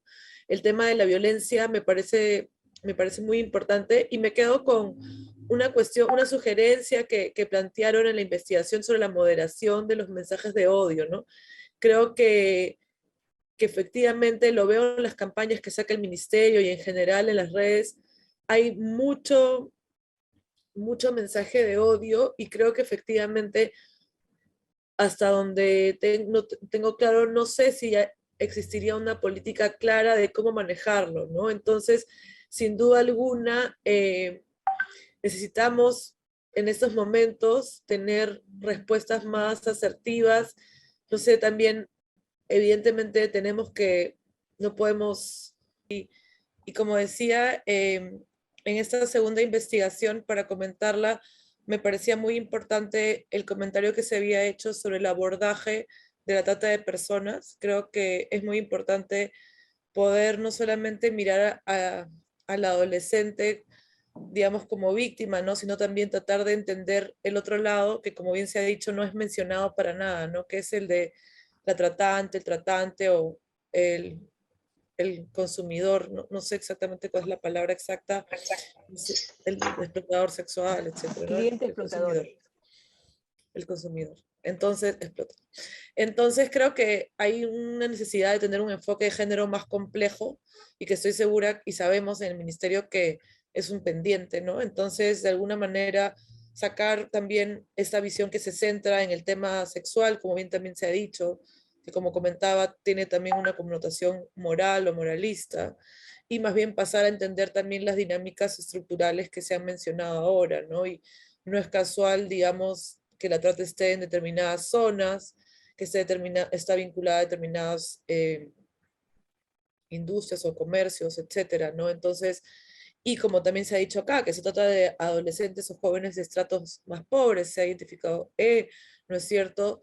Es decir, lo que tenemos que ver es ahí también cómo el Estado está fallando para no ofrecerle a estas adolescentes y jóvenes otras alternativas eh, de vida, profesionales, laborales, etcétera, ¿no? Entonces, y también efectivamente evaluar y queda a cargo de seguir discutiendo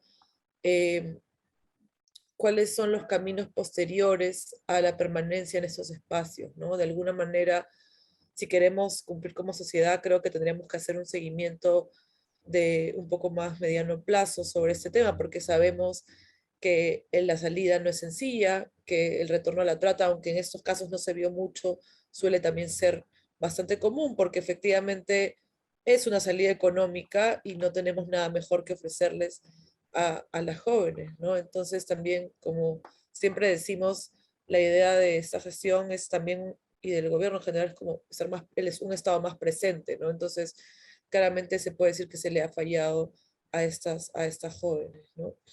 Y finalmente con la investigación de Rosaluz, que también celebro muchísimo, sabe que ahora estamos viendo todo el tema de la autonomía económica, es una prioridad en la gestión,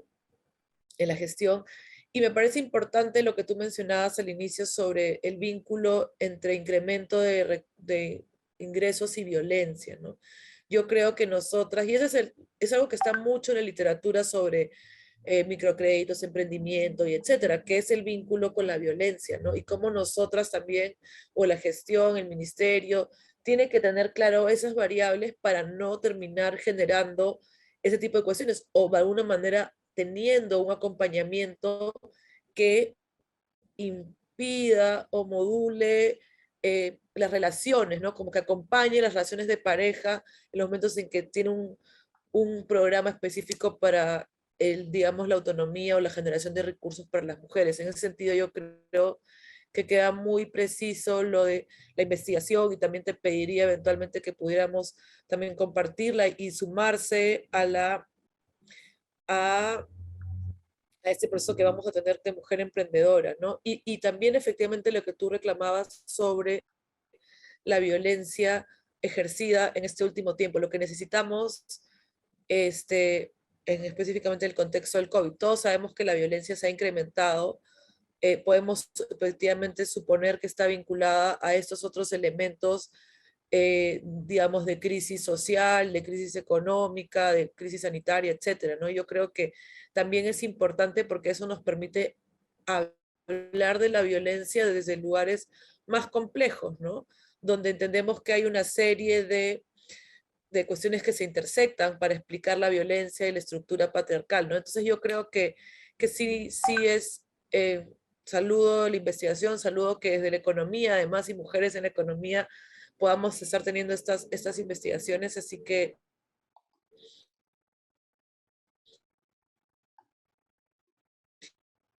nada, me parece que desde el Ministerio de la Mujer. Muchas gracias. Gracias a ti, Gaby, por tus opiniones. Y ahora vamos a seguir con Carmela, ¿no? Que es de la Red Nacional de Promoción de la Mujer, socióloga, con maestría en Derechos y Estudios de Posgrado, y tiene mucha experiencia, es docente universitaria de la Universidad San Antonio Abad del Cusco, entonces tiene mucha experiencia trabajando de la sociedad civil, esos temas de los derechos de la mujer y promover el enfoque de género. Carmela, por favor. Gracias por la invitación a participar, felicitar al CIES en estos 32 años de investigación y que haya privilegiado estos temas relacionados a la violencia. Felicitar también las 3 investigaciones. Yo creo que las 3 aportan al conocimiento sobre cómo abordar estos temas desde el Estado y también desde las diversas organizaciones que están comprometidas con este tema. En relación a la primera, yo felicito a Diego en este estudio porque nos da elementos importantes para lo que el ministerio está centrando en la prevención.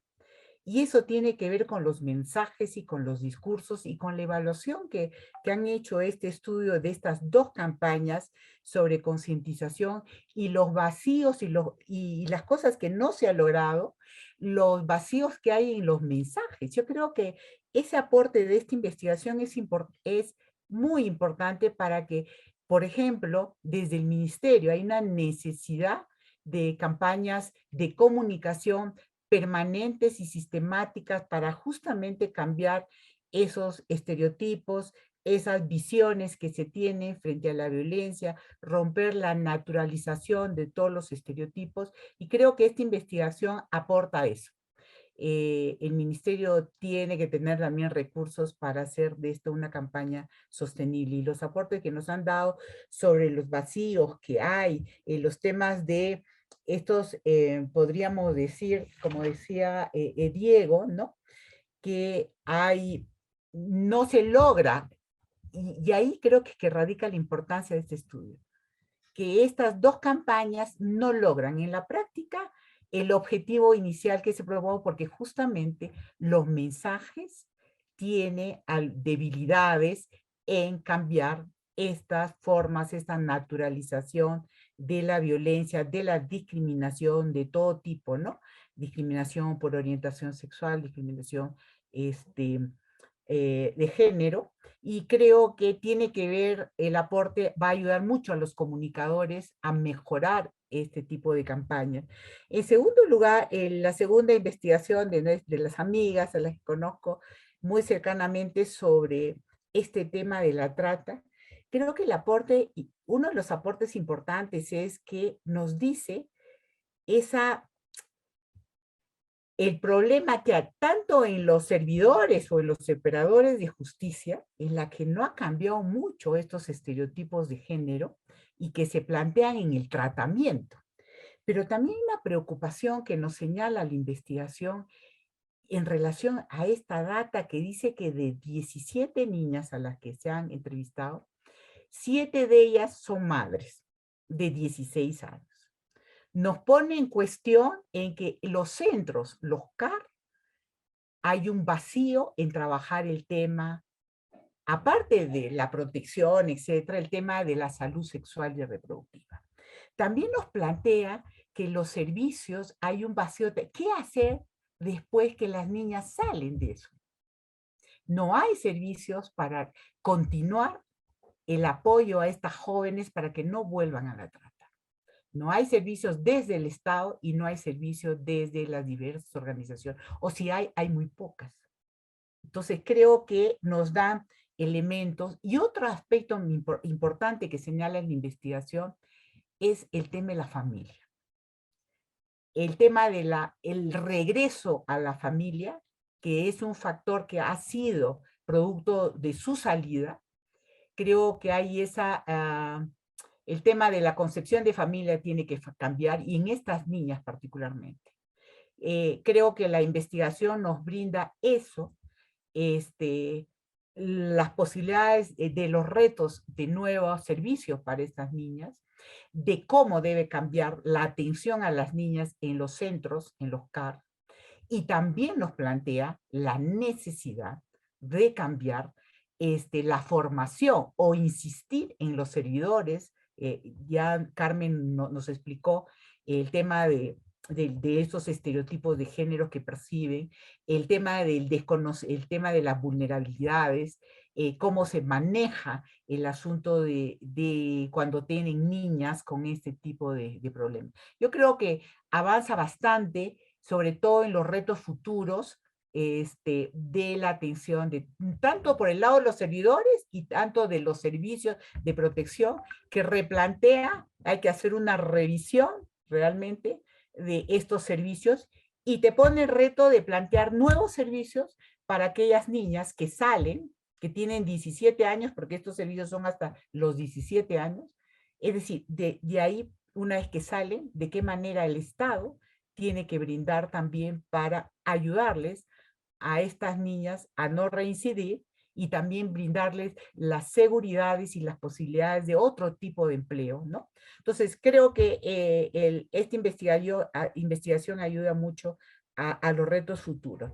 Y en la tercera investigación de Rosaluz, me parece importante esa relación, porque nos da datos específicos en tanto en función a los quintiles de pobreza y el tratamiento, qué diferente es en el área urbana y en el área rural, en tanto a las formas de investigación. Eso va a ayudar, como decía Gabriela, al tema del empoderamiento económico, que no es suficiente, creo yo, dar la posibilidad de ingresos, de emprendimientos, si eso no está aparejado con ir cambiando los estereotipos de género, de ir replanteando los cambios en el tratamiento de la atención en la cuestión del empoderamiento económico sobre el tema de violencia. Generalmente se trabaja el empoderamiento en la mejora del ingreso y no se trabaja mirando cómo reducir, cómo articular el mejoramiento de los ingresos con reducir violencia. Y creo que el aporte de Rosaluz y con los instrumentos que ha medido contribuyen a eso, inclusive con los sectores más pobres y más ricos. Creo que todos estos aportes de la investigación, de la academia, tienen que aterrizar en estrategias distintas en esto del empoderamiento económico de las mujeres, para que el trabajo de los sectores, no solamente el Ministerio de la Mujer, sino de los diferentes sectores ligados al empleo, por ejemplo, los Ministerios de la Producción, el Ministerio de Industria y Turismo, tiene que recoger estos aportes en temas de la articulación del empleo con la reducción de la violencia, no solamente en el área urbana, sino también en el área rural. Felicitaciones a todos los investigadores que han participado en estas sesiones. Gracias por la oportunidad de compartirlas. Gracias, Carmela, y vamos a aprovechar también ya para terminar que hay preguntas que han hecho el público y como esto se va a grabar y se va a emitir, también para que tomarlas en cuenta. Vamos a hacer una pregunta para cada investigación, entonces vamos a empezar para Diego, ¿no? Una de las preguntas que hacen para Diego dice, aparte de otros componentes y medidas, la educación sería el instrumento fundamental determinante que ataque las raíces de la violencia de género en la sociedad y en el Estado. Voy a hacer las preguntas de una vez. Para Eligia y Carmen hay unas preguntas que dice, ¿en qué medida el Estado está comprometido con el seguimiento de las víctimas sobrevivientes de la trata de personas? Algo que ya comentaba un poco Carmela, ¿no? Si la rehabilitación requiere procesos completos de recuperación de índole biopsicosocial. Y acá viene una pregunta para Rosaluz. Desde el enfoque de su tema, en su opinión, con el contexto del COVID, se incrementaron los casos de violencia sexual en el Perú, sobre todo durante las cuarentenas de 2020, ¿no? Algo que ya ella lo presentó, pero podría, digamos, profundizar un poco este tema. Entonces les pido que, por favor, en orden de Diego, Carmen, Ligia y Rosaluz puedan responder, ¿no? Por favor. Sí, gracias. Bueno, empiezo yo. Muchas gracias también por los comentarios de las comentaristas, muy valiosos. Y en cuanto a la pregunta que han planteado, claro, ¿no? La educación definitivamente es un aspecto importante, un pilar importante para erradicar la discriminación y las distintas violencias, ¿no? Pero hay una serie de ideas y preguntas y precisiones que hay que hacer antes de dar una afirmación no tan general, ¿no? Primero ahí encuentro una idea, a veces hay una idea que resulta bastante problemática de definir a la discriminación simplemente como un problema de falta de educación, ¿no? Como un problema exclusivamente como de ignorancia, ¿no? Esto tiene una serie de efectos discursivos altamente problemáticos que, de nuevo, ¿no? Hacen esta transición de la responsabilidad de nuevo al individuo ignorante, el individuo que no sabe, el individuo que no se informa, ¿no? Y oscurece todas las condiciones estructurales que median y habilitan el acceso a la educación, el acceso a la información, el acceso a otros discursos que permitan entender experiencias y que no, digamos, reproduzcan prácticas y creencias discriminatorias. Eso por un lado. Otra pregunta importante es, finalmente, ok, la educación importa, pero ¿qué se educa? ¿No? ¿Cuál es el contenido que tiene esa educación? ¿No? Es una educación que alienta el pensamiento crítico, es una educación que tiene un enfoque de género, es una educación que reconoce la importancia de la interculturalidad, o simplemente no es una educación que es al contrario, ¿no? Que es que finalmente lo que hace es instaurar otro tipo de discurso hegemónico que no alienta a que las personas y los estudiantes puedan reconocer y cuestionar, ¿no? Estos marcos que finalmente son los que producen la diferencia y los que producen la discriminación. Entonces, otro aspecto, ¿no?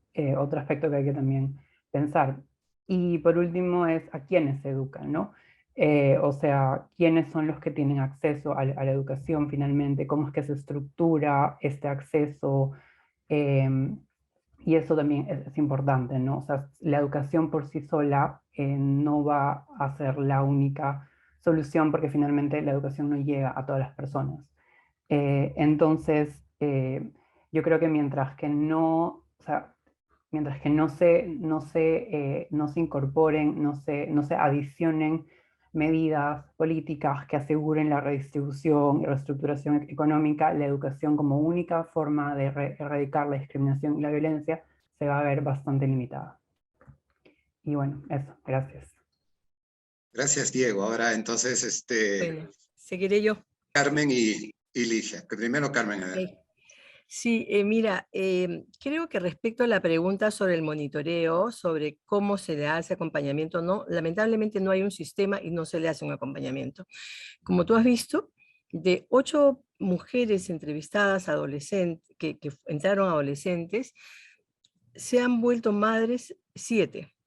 De 4 adicionales, de 3 adicionales que hemos nombrado, una fue asesinada, 3 adicionales que no fueron entrevistadas, una fue asesinada, una está en consumo de alcohol embarazada y de la otra no se sabe su paradero.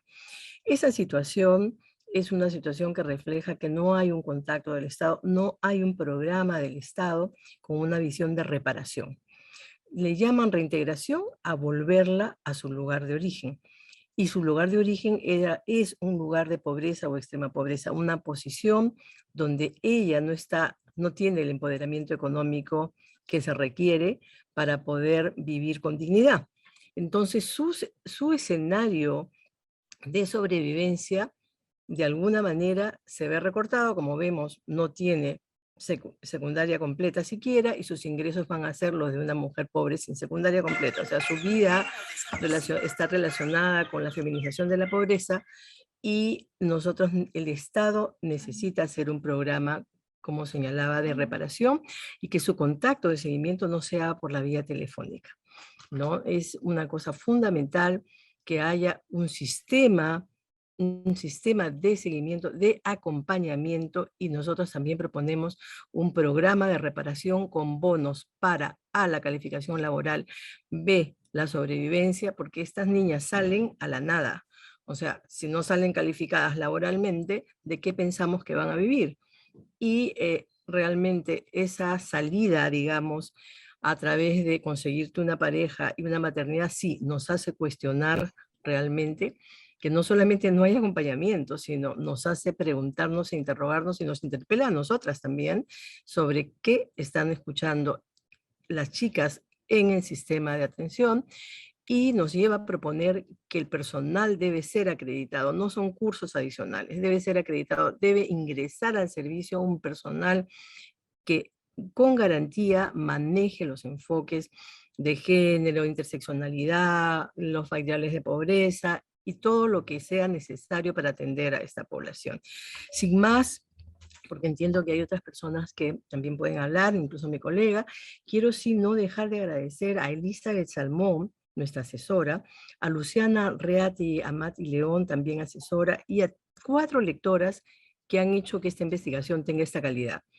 A 4 lectores en realidad. Roxana García Bedoya, que nos apuntó y nos hizo un cuadrito incluso para poder perfilar bien la situación de las víctimas, de las sobrevivientes. Nosotros llamamos sobrevivientes a las personas que han incurrido en la trata, digamos que son víctimas de trata, pero que están de salida, digamos, ¿no?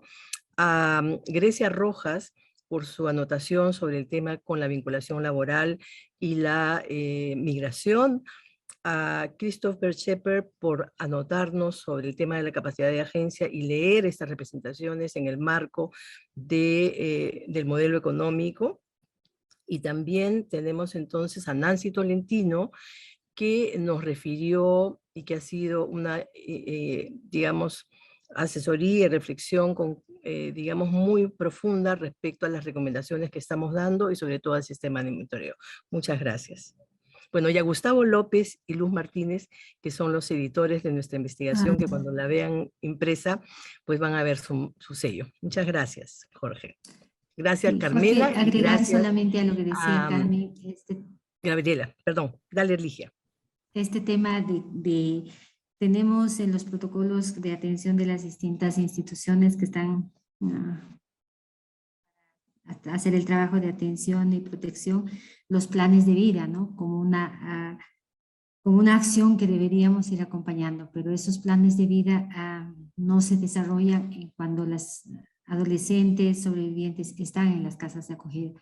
Entonces, las adolescentes, las niñas, todavía, algunas de ellas porque salen a los 18 años, salen absolutamente desprotegidas y sin ninguna visión a futuro, ¿no? Entonces es un tema que habría que conversarlo. Y este tema, el manejo de la lengua, ¿no? Nos parece sumamente importante considerar que los operadores también conozcan, o los servidores conozcan la lengua materna de las niñas, de las adolescentes, de las familias, para que su comunicación sea mucho más cercana, para que entiendan las formas de construcción social que tienen las distintas culturas, ¿no? Eso nos pareció sumamente importante y también lo señalábamos como una recomendación. Y creo que la hipótesis que nos planteamos señala justamente eso. Tenemos que cambiar el modelo de atención y de protección para las sobrevivientes. Solo eso. Muchas gracias a Jorge. Gracias, Ligia. A ver, Rosa. Jorge, la pregunta era sobre violencia sexual en particular, me parece. Era desde el enfoque desde el enfoque de su tema, en su opinión, ay, se me va el teléfono, su opinión con el contexto, en su opinión, con el contexto de COVID se incrementaron casos de violencia sexual, sí, en el Perú, sobre todo durante las cuarentenas de 2020. Esa es la pregunta. Sí, definitivamente hay incrementos en violencia sexual. No he investigado en este trabajo la conexión entre participación laboral y violencia sexual por el reducido número de casos. La violencia sexual, al menos en la encuesta, es la que ocurre con menor prevalencia. Entonces, para todas las segmentaciones que hice, no hubieron un suficiente número de casos como para decir resultados robustos, pero sí consideré violencia sexual agrupada en esa categoría de 2 o más violencias en uno de los indicadores últimos que presenté. Entonces, la violencia sexual, para como la estoy mirando, ha sido parte de una situación más grande, aunada con situación de violencia física también. Entonces, los resultados definitivamente apuntan a un incremento, pero como mensaje que también quisiera recalcar con respecto del trabajo es que hay resultados distintos para distintos escenarios, ¿no? Una cuestión que importa y que creo que también resuena con anotaciones que hicieron Carmela y Gabriela en sus comentarios a todos los trabajos. No se puede dar recomendaciones o lecturas comunes para todos, sino que hay situaciones particulares, escenarios concretos en los que han habido algunas mejorías, en otros resultados, en otros escenarios no. Lo que encontré, como les dije, fue que en sectores rurales y en sectores particularmente pobres, dentro de zonas rurales hay desmejoras, recrudecimientos, incluyendo violencia sexual también. Pero también hay algunos espacios donde han habido mejoras y también creo que es importante prestar atención a ellos, ¿no? Donde han sucedido dinámicas en las que han habido mejoras para también identificar factores o razones o interacciones que promueven respuestas positivas que son las que queremos para reducción de violencia. Todo esto interactúa con una serie de cosas además de no solamente pérdida o tenencia de trabajo, que es lo que he presentado hoy, sino también qué tipo de trabajo es, qué situación particular había antes, otras situaciones adicionales que están controladas, ¿no? Aparecen como variables de control dentro de la metodología, pero que habría que mirar con mucho más cuidado para tener mayor riqueza y complejidad de interpretación y entonces también construir recomendaciones más concretas, más específicas para diferentes realidades. No, y gracias a ti, Rosaluz, y en realidad gracias a Diego, a Ligia, a Carmen, a Rosaluz, también los comentarios de Gabriela y de Carmela sobre estos temas tan interesantes, ¿no? Son temas que estamos conversando hace mucho tiempo y que lamentablemente esta situación de violencia estructural, digamos, de género se mantiene, ¿no? No hasta, si ve lo que dice la Política Nacional de Igualdad de Género, habla y señala como problema público la discriminación estructural, ¿no? Entonces la pregunta que siempre nos hacemos es, ¿qué se está haciendo? ¿Qué estamos haciendo nosotros para que esta violencia o esta discriminación estructural desaparezca, ¿no? Y con estas investigaciones hemos visto esto, ¿no? Que no se está cumpliendo. Claro, y el Estado ahí tiene un rol muy importante de intervenir de manera coordinar entre los propios sectores y sobre todo tomar en cuenta la interseccionalidad, ¿no? Porque ahí, digamos, tiene que estar haciendo un análisis sobre qué políticas públicas se deben implementar y sobre todo cómo se diseñan estas políticas públicas para que puedan lograr su objetivo, que es, digamos, la equidad de género y promover que los ejercicios de derechos de todas las personas y sobre todo las personas que se encuentran en situación de vulnerabilidad se puedan cumplir. Entonces, hay mucho tema para conversar. Desde el Centro Bartolomé Las Casas, donde yo laboro, también agradezco mucho que nos han permitido participar en esta mesa de trabajo. Entonces, gracias y ya, gracias a todos ustedes. Ya nos vemos. Gracias, adiós. Gracias. Gracias a todos, a Carmela. Gracias, buen a día. todos. Un abrazo. Gracias. Y felicitaciones a los investigadores. Gracias a ustedes. Chao. Gracias a todos por sus comentarios también. Chao.